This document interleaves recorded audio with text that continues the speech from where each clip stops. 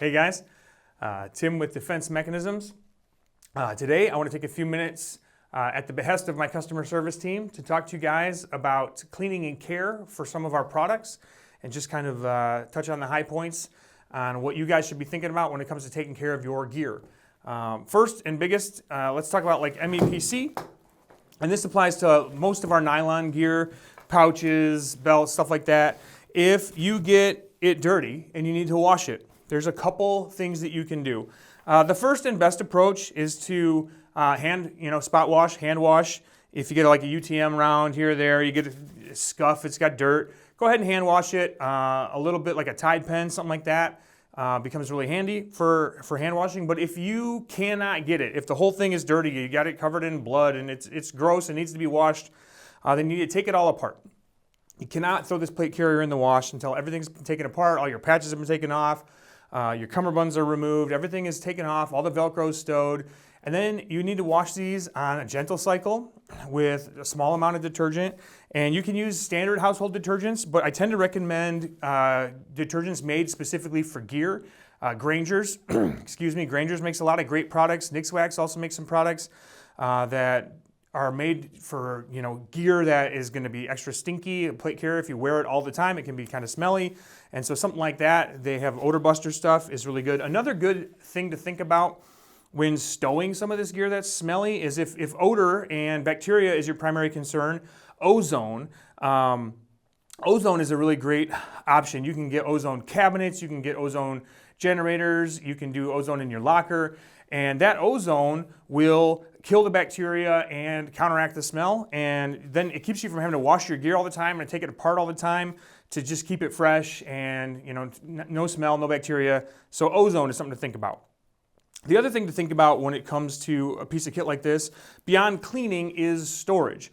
If you're storing this in a gear room or a gear locker, you can kind of put it in your kit box or in your locker, kind of however. The cummerbunds, this is a structural, so it's a little stiff. I tend to wrap them up and store them in my box. And that's pretty much all I think about it. Every now and then, that box leaves my gear room and goes in my truck and goes for a drive. But if this is going to be stored in a vehicle all the time, if you need this for work, or it's in your shit hits the fan kit, there's a couple things to think about when it comes to storage in a vehicle. In a vehicle, everything moves around a little bit, and you can certainly create premature wear on your kit just by how you store it if it's going to be in your car, kind of moving around a lot. So the first thing and best thing to do if this is going to be in your car is to store it and secure it in a position that's not going to move very much. That is going to mitigate unnecessary wear points. So if I store a plate carrier, right here I have a couple plates and they're hard. These don't have a big soft backer. I don't have foam in here. They're hard. And if I store these together, and this is sloshing around in the back of my car, all the points are going to wear on each other. The four corners of the plate, they're going to wear on each other. And so if you're storing it in your car, first thing I would do is I would recommend storing it opposite, right? I would store it opposite how you normally would. This does a couple things for me, is it keeps the points of your plates away from each other so that as it does slide around a little bit, it's not actually rubbing on each other. Not only does storing kind of wrong sides out prevent the curves and the points on the plate from wearing on each other, but if you set it up right, you can make it so your whole carrier is just ready to pick up and put on. As I pick up this whole kit, it's just ready to go right on me. Whereas if I store it, insides together, I have to manipulate it in my hand. So that's a couple things to think about.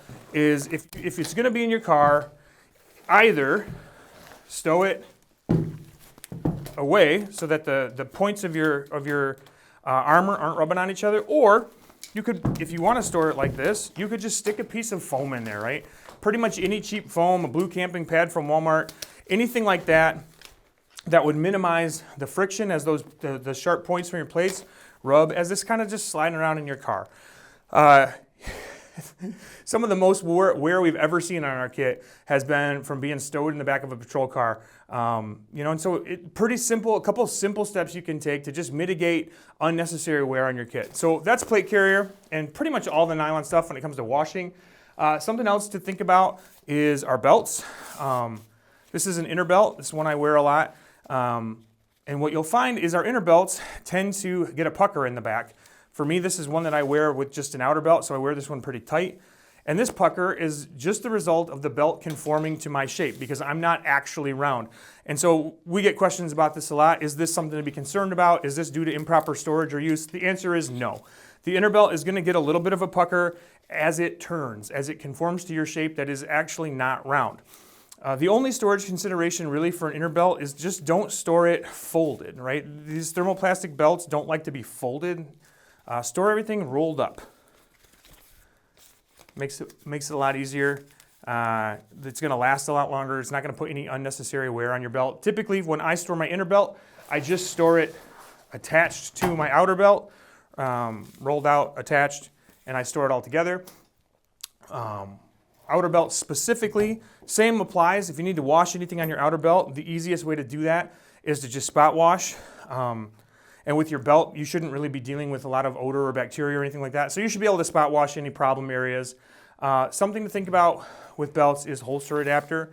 Holster adapters can cause unnecessary wear on belts if they are installed incorrectly. So if your holster adapter is not installed tight and it moves all around, right? Mine just moves just the tiniest little bit.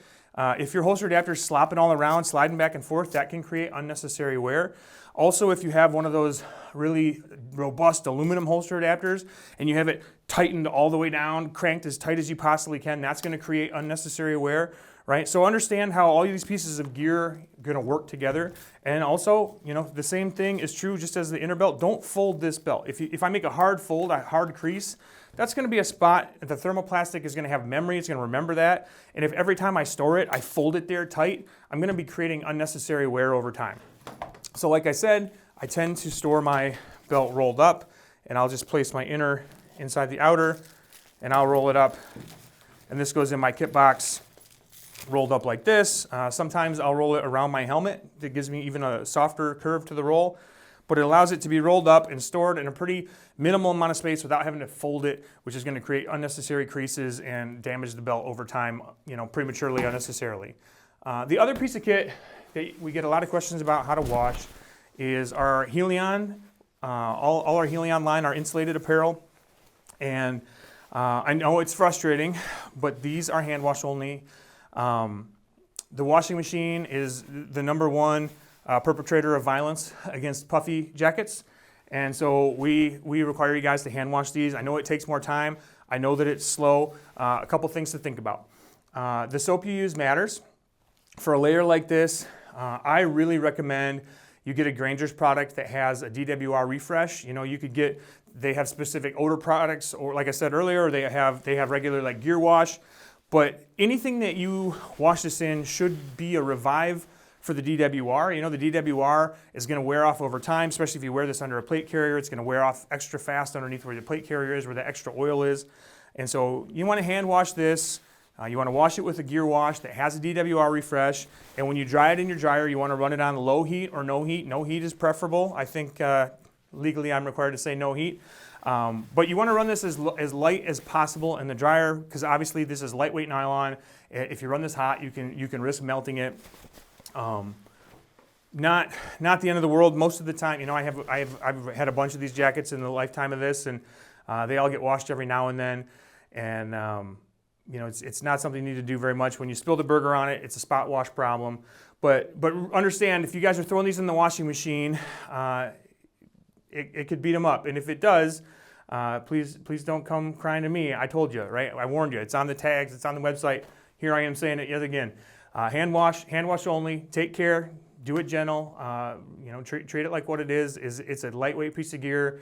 It's designed to keep you warm and to be light, and that lightweight just requires a little bit more extra care. Well, hopefully that answers any questions you guys might have had about some basic gear care, cleaning, and storage. If there's anything I didn't mention and you have questions about, please use the comments below. I'd love to talk to you and help you out.